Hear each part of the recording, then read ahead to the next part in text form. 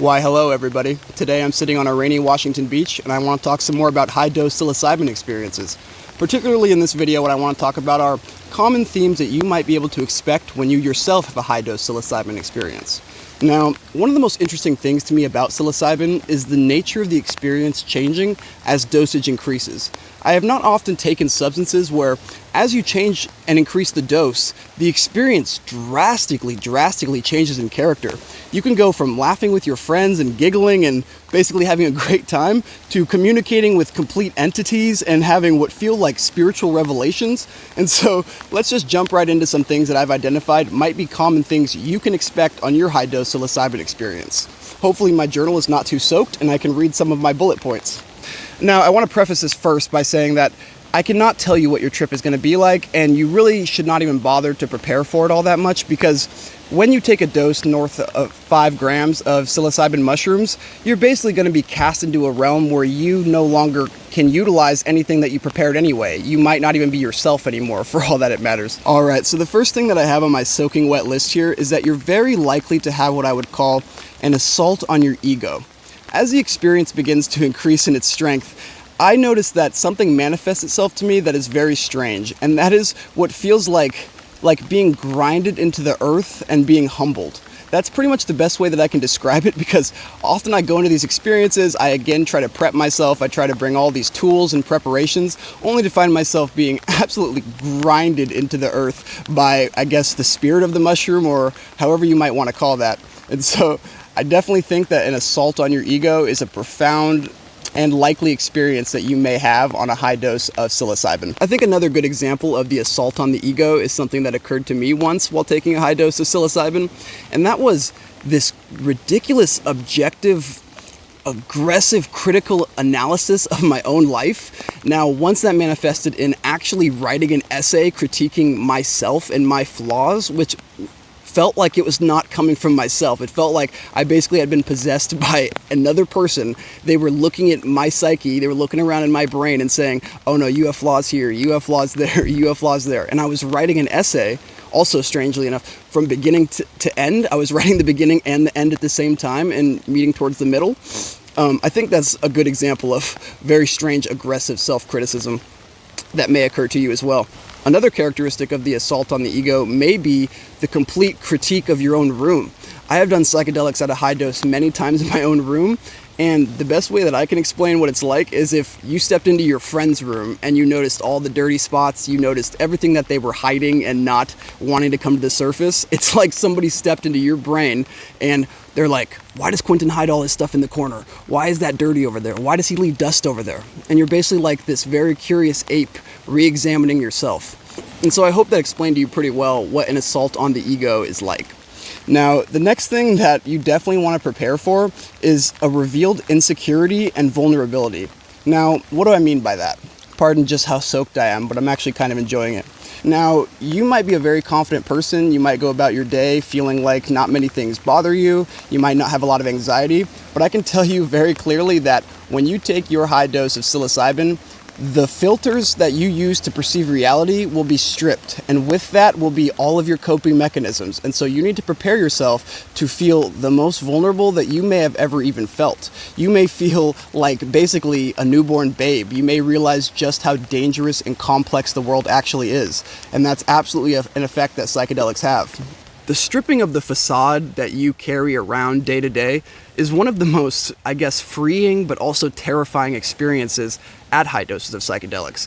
It's the realization that when you are interacting with other people and you are presenting yourself in the world, that's actually not quite you. It's actually an amalgamation of characteristics that you find positive that you may want to project to other people. It's basically showing your best side. It's showing who you could be almost. But when you take psychedelics, they strip what you are trying to be and they show you what you are.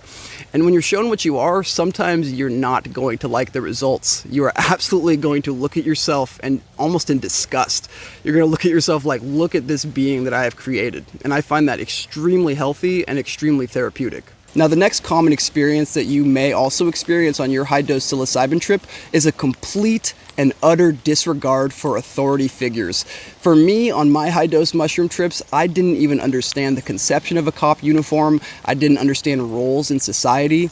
It's just a strange effect that a high dose of psilocybin has, where it's almost as if you perceive the cooperative play that is going on between humans. You realize that we're dressing up in costumes and choosing to play roles in order to construct society.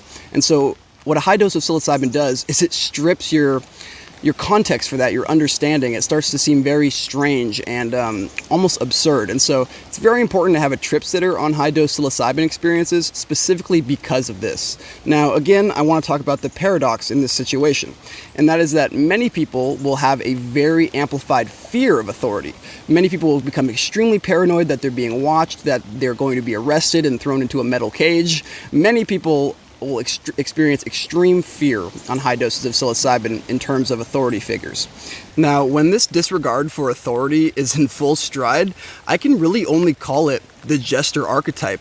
You become an extremely mischievous person. You start to almost giggle at the reality that is actually going on, which is everybody agreeing to have these roles. And if everybody stopped agreeing to have these roles, you're just basically cackling laughing, because if we stop playing dress up, society degenerates. And so you kind of just, it's this strange sensation where you're seeing through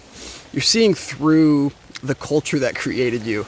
And so that can be extremely disintegrating, and that's why I say make sure that you have a trip sitter. Let's talk about the next thing, something that, again, we're going to start to get a little bit strange. And that's what I can only call divine inspiration. Psilocybin mushrooms in particular have an extremely unique quality where it immediately can begin to feel like you're communicating with an other and receiving knowledge. Now, in other communities, they may call this downloads, or maybe there's other terms for it, but what I can call it is divine inspiration. And so what happens in a state of divine inspiration is basically, it almost becomes like a state where you are channeling information that you are not producing. It's like you are now the recipient of information. So for me, of course, it would look extremely silly, but what I've actually done many times is I'll be laying underneath my blankets on my bed, and I'll just be essentially muttering to myself, like chanting to myself, basically doing my best to make myself a conduit for information that feels like is being imparted on me. Now, in regards to your trip, it's probably a safe bet that if you take a high dose of psilocybin, you will have some type of encounter with what feels like an other. Now, do with that what you will, have your beliefs about that what you will, but it seems to be almost an undeniable phenomenon that communication with non-you entities seems to take place on high doses of psilocybin. I truly believe that this state that I'm calling divine inspiration needs to be studied much more thoroughly. I'm not making any claims that people are actually intercommunicating with others or receiving knowledge from another dimension, but look, if we know humans have layers of perception and that we have blind spots and that there are things that we don't know that are going on in reality without scientific tools like telescopes and microscopes, is it really that unfeasible that we need another tool, a psychedelic tool, to have access to certain modes of being that we often are not naturally in? Like I said in my previous video, the brain is naturally in a very energy efficient state. It's trying to use as little energy as possible. Is it possible, my friends, that psychedelics somehow trigger a cascade of signals that cause the brain to essentially overclock itself? As somebody in my Discord chat referenced, is it possible that these psychedelics are increasing our ability to cross-reference information that's coming in through our senses?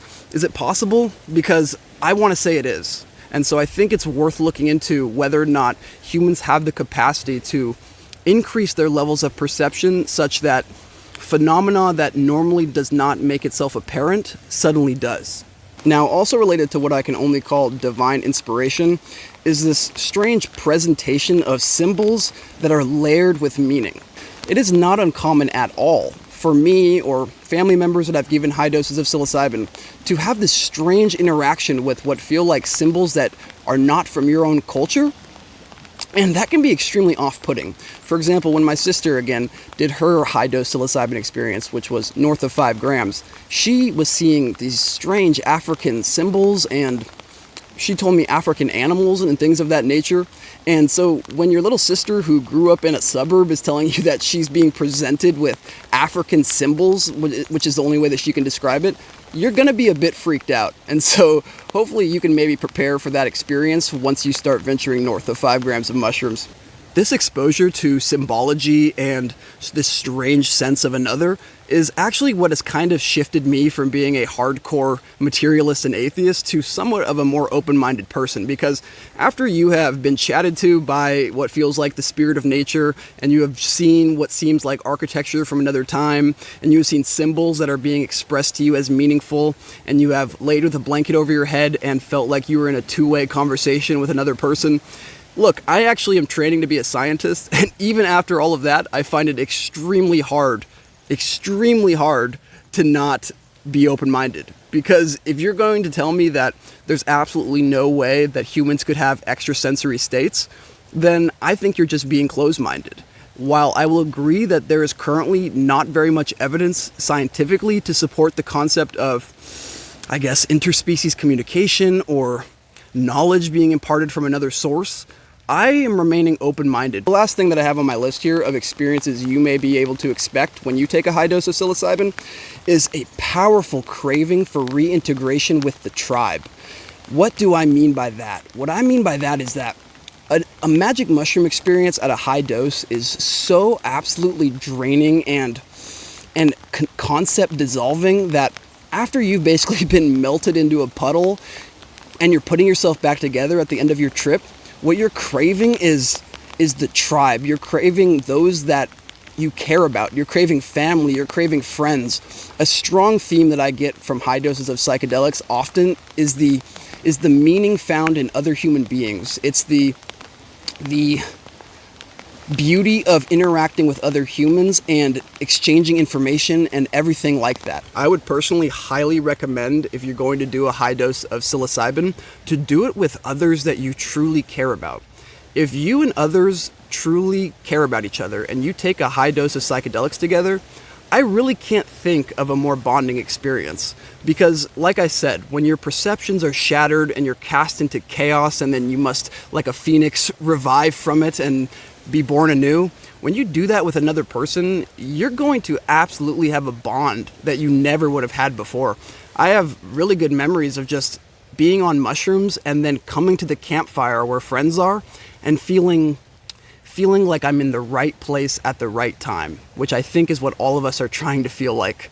And that's my short list here of some of the common experiences that you may be able to anticipate when you take a high dose of psilocybin.